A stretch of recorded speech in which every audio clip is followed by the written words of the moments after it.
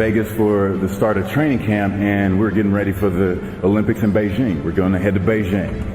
And I wanted to establish myself as a young leader on the team by waking up bright and early, day one. So the goal was to be the first one at breakfast. So I set my alarm. I make sure I'm up by sunrise. I get out of bed. I put on my gear and I head downstairs. But when I get there, Kobe's already there with ice packs on his knees, drenched in sweat. Now, it took me a minute to figure it out, but this guy wasn't only awake before me. He had already worked out. He had just played in the finals days earlier. Meanwhile, I'd been off for months and I was still exhausted. What he had done that morning was incomprehensible to me. That dedication he had only days after falling short of an NBA championship. That taught me something I've never forgotten. Legends aren't defined by their successes. They're defined by how they bounce back from their failures. Doubt is such a strange thing. I mean, it's, there'll be times where you succeed and there are times that you fail. So wasting your time doubting whether you're going to be successful or not is pointless. It is. I mean, you just put one foot in front of the other, you control what you can't control, and then you see what the outcome is. Right? If you win, great. You're going to have to wake up the next day and do the journey over again. If you lose, it sucks, but you're going to have to wake up the next day and do the journey all over again anyway. Those times when you get up early and you work hard, those times when you stay up late and you work hard, those times when you don't feel like working, you're too tired, you don't want to push yourself, but you do it anyway. That is actually the dream. That's the dream. It's not the destination, it's the journey. If you guys can understand that, then what you'll see happen is that you won't accomplish your dreams. Your dreams won't come true. Something greater will. I think the greatest fear that we face is ourselves, actually. I think it's not anything that's external or anything that's superficial. I think the greatest fear you face is yourself, because we all have dreams, and it's very scary sometimes to accept the dream that you have. And it's scarier still to say, okay, I want that. It's scary because you're afraid that if you put your heart and soul into it and you fail, then how are you going to feel about yourself, right? And so being fearless means putting yourself out there and going for it. No matter what, go for it. Not for anybody else, but for yourself. If your job is to try to be the best basketball player you can be, right? To do that, you have to practice, you have to train, right? You want to train as much as you can, as often as you can. So if you get up at 10 in the morning, train at 11, right? 12, say 12, train at 12, train for 2 hours, 12 to 2. You have to let your body recover. So you eat, recover, whatever. You get back out, you train, start training again at 6. Train from 6 to 8, right? And now you go home, you shower, you eat dinner, you go to bed, you wake up, you do it again, right? Those are 2 sessions. Right, now imagine you wake up at 3, you train at 4, you go 4 to 6, come home, breakfast, relax, blah, blah, blah. Now you're back at it again, 9 to 11, right? You relax, and now all of a sudden you're back at it again, 2 to 4, and now you're back at it again, 7 to 9. Look how much more training I have done by simply starting at 4, right? And so now you do that, and as the years go on, the separation that you have with your competitors and your peers just grows larger and larger and larger and larger and larger. And by year 5 or 6, doesn't matter what kind of work they do in the summer, they're never going to catch up because they're 5 years behind. Right? So it makes sense to get up and start your day early because you can get more work in. If I start earlier, I can train more hours. And I know the other guys aren't doing it because I know what their training schedule is. Right? So I know if I do this consistently over time, the gap's just going to widen and widen and widen and widen and widen, and they won't be able to get that back.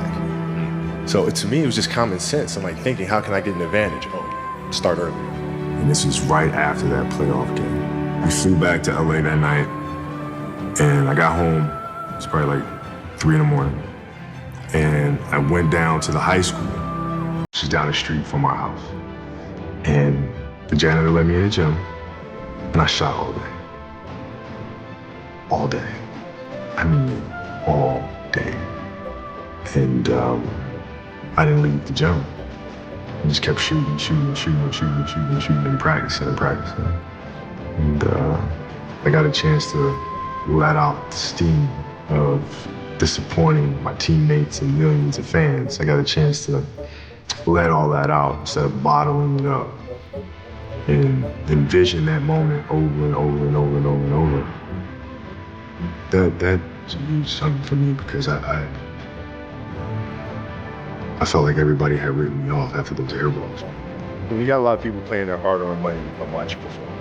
It's your job to be in shape. It's your job to be strong enough to perform at that level every single night. And as a competitor, I'm not done. Like, it's not, oh my God, my back hurts, I'm sore, we gotta play Vince Carter and Toronto Raptors tonight.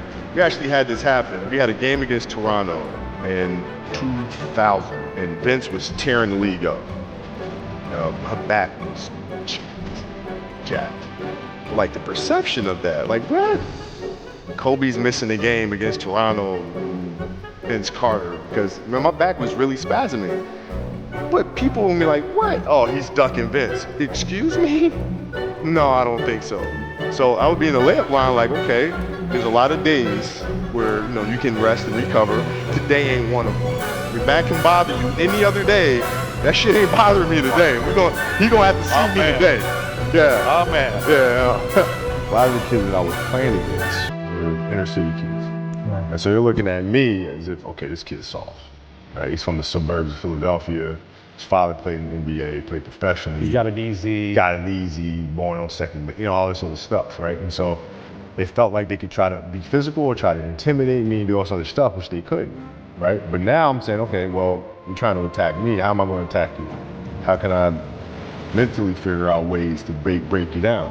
How can I show you that, no, I have the edge, right? And so that's when it first started for me, is figuring out how to get the upper hand on an opponent that way.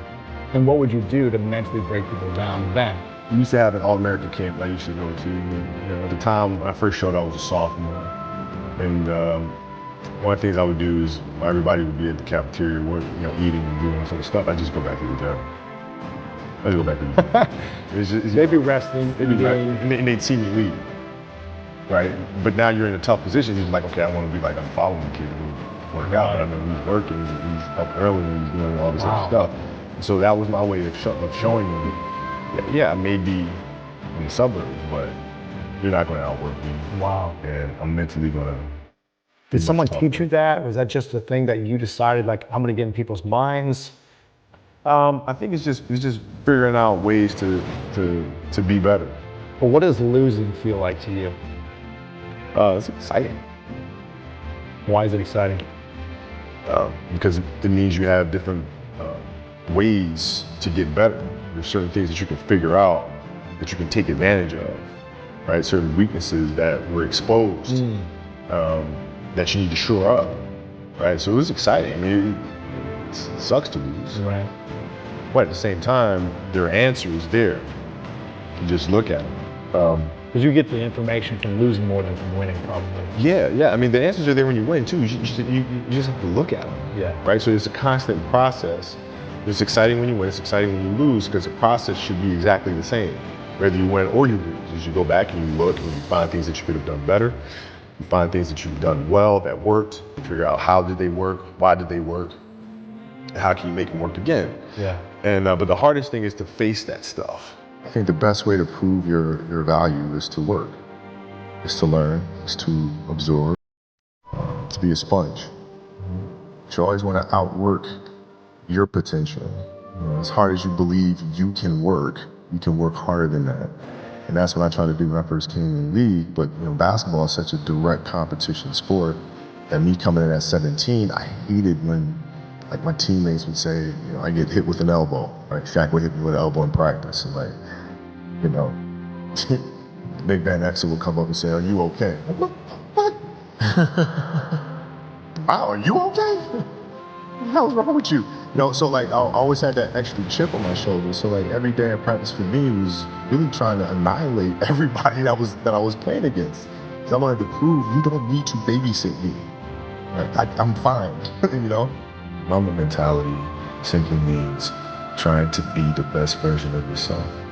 That's what the mentality means. It means every day you're trying to become better. And it's a constant quest. It's an infinite quest So starting at the age of 2, when I first started playing the game, on and on and on, I always asked questions. I always tried to get better every single day. The lesson I cherish the most is how important it is to love what you do. If you love what you do and it's making you happy, all the hard work and perseverance will pay off.